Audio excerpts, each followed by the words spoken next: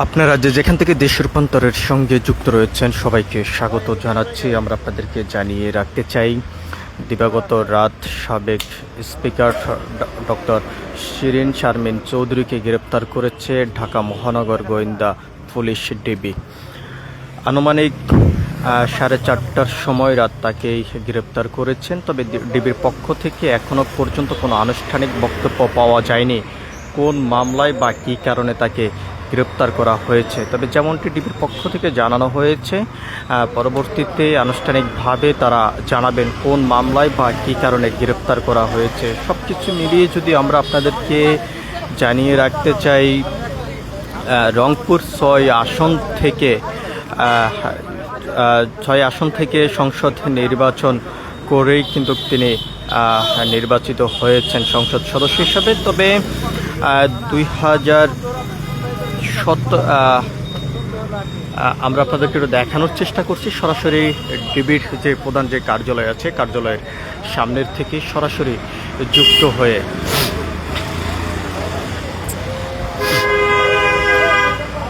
দর্শক, আপনারা যেখান থেকে দেশ রূপান্তরের সঙ্গে যুক্ত রয়েছেন আবারও সবাইকে স্বাগত জানাচ্ছি। আপনাদের সঙ্গে রয়েছে আমি মোহাম্মদ খোকা। আমরা আপনাদেরকে জানিয়ে রাখতে চাই, সাবেক স্পিকার ডক্টর শিরিন শারমিন চৌধুরীকেই গ্রেপ্তার করেছে ঢাকা মহানগর গোয়েন্দা ডিবি পুলিশ।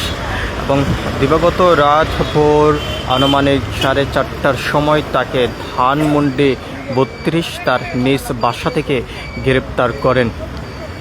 কি মামলায় বা কী কারণে তাকে গ্রেপ্তার করা হয়েছে সে বিষয়ে এখনও পর্যন্ত ডিবির পক্ষ থেকে কোনো আনুষ্ঠানিক বক্তব্য পাওয়া যায়নি।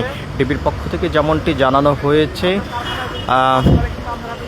পরবর্তীতেই জানানো হবে কি কারণে বা কোন মামলায় তাকে গ্রেপ্তার করা হয়েছে, এমনটি কিন্তু আমরা জানতে পেরেছি। সব কিছু মিলিয়ে যদি আমরা আপনাদেরকে একটু দেখানোর চেষ্টা করি,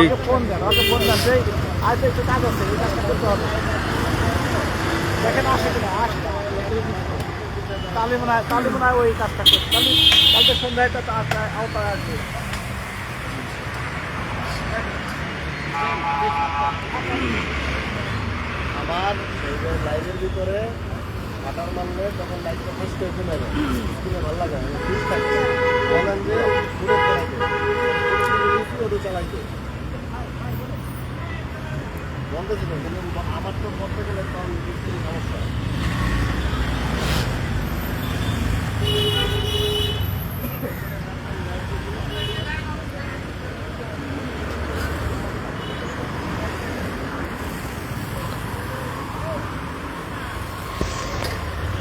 আপনারা যেখান থেকে দেশ রূপান্তরের সঙ্গে যুক্ত রয়েছেন সবাইকে স্বাগত জানাচ্ছি। আমরা আপনাদেরকে দেখানোর চেষ্টা করছি সরাসরি ডিবির কার্যালয়ের সামনের থেকে যুক্ত হয়ে। সাবেক স্পিকার ডক্টর শিরিন শারমিন চৌধুরীকে গ্রেপ্তার করেছে ঢাকা মহানগর গোয়েন্দা পুলিশ ডিবি এবং তার নিজ বাসা ধানমন্ডি 32 থেকে ভোর আনুমানিক 4:30টার সময় তাকে গ্রেপ্তার করা হয়েছে। কি মামলায় বা কী কারণে তাকে গ্রেপ্তার করা হয়েছে সেই বিষয়ে এখনও পর্যন্ত ডিবির পক্ষ থেকে আনুষ্ঠানিক কোনো বক্তব্য পাওয়া যায়নি। ডিবি যেমনটি জানিয়েছেন যে পরবর্তীতেই জানানো হবে কি মামলায় বা কী কারণে তাকে গ্রেপ্তার করা হয়েছে। এদিকে আমরা আপনাদেরকে জানিয়ে রাখতে চাই, রংপুর 6 আসন থেকে তিনি সংসদ নির্বাচিত হয়েছেন। 2013 সালের 30শে এপ্রিল তিনি স্পিকার হিসাবে নির্বাচিত হন। এরপর তিনি দীর্ঘদিন পর্যন্ত স্পিকারের দায়িত্ব পালন করেন।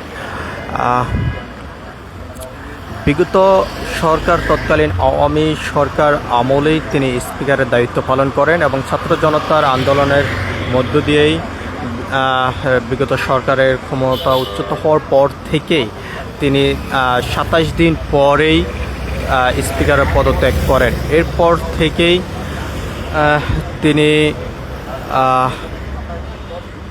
যেমনটি জানানো হয়েছে, এরপর থেকে তিনি আর পদত্যাগ করার পর থেকে তার আর কোনো সন্ধান পাওয়া যায়নি।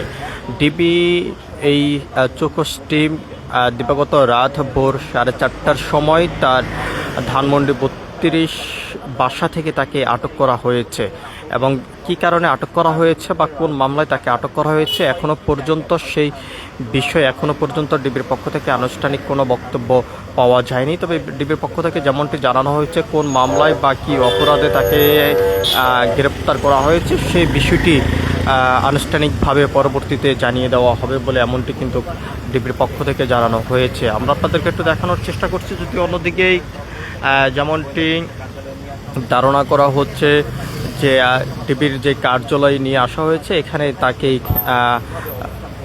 জিজ্ঞাসাবাদ করা হচ্ছে এমনটি কিন্তু ধারণা করা যাচ্ছে, এবং জিজ্ঞাসাবাদ শেষেই যেমনটি আমরা ধারণা করতে পারছি তাকে আদালতে উঠানো হবে এমনটি কিন্তু ধারণা করা যাচ্ছে। সব কিছু মিলিয়ে যদি আমরা আপনাদেরকে জানিয়ে রাখতে চাই যে ছাত্র জনতার আন্দোলনের সময় অসংখ্য যে সকল মামলাগুলো রয়েছে সে সকল মামলা আসামি রয়েছেন কিনা বা কোন মামলায় তাকে গ্রেপ্তার করা হয়েছে বা আটক করা হয়েছে সেই বিষয়টি পরবর্তীতে ডিবির পক্ষ থেকে আনুষ্ঠানিকভাবে জানানো হবে বলে এমনটি জানিয়েছেন। তবে এখনও পর্যন্ত কোনো সুনিশ্চিত কোনো তথ্য পাওয়া যায়নি কোন মামলায় বা কী কারণে তাকে আটক করেছেন সেই বিষয়ে। আমরা আপনাদেরকে একটু দেখানোর চেষ্টা করছি সরাসরি ডিবির প্রধান কার্যালয়ের সামনে থেকে যুক্ত হয়ে।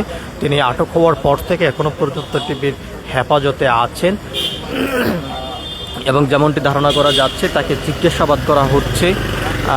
তবে জিজ্ঞাসাবাদ শেষে তাকে আদালতে প্রেরণ করা হবে এবং জিজ্ঞাসাবাদ শেষে ডিবির পক্ষ থেকে আনুষ্ঠানিকভাবেই বিস্তারিত জানানো হবে কোন মামলায় কী অপরাধে তাকে গ্রেপ্তার করা হয়েছে। সব কিছু মিলিয়ে এই ছিল এখনকার মতন আমার কাছে ডিবির যে কার্যালয়ের সামনের থেকে শিরিন শারমিন চৌধুরীর আটকের সর্বশেষ পরবর্তী আপডেট পেতে সবাই দেশ রূপান্তরের সঙ্গেই থাকুন। ধন্যবাদ সবাইকে।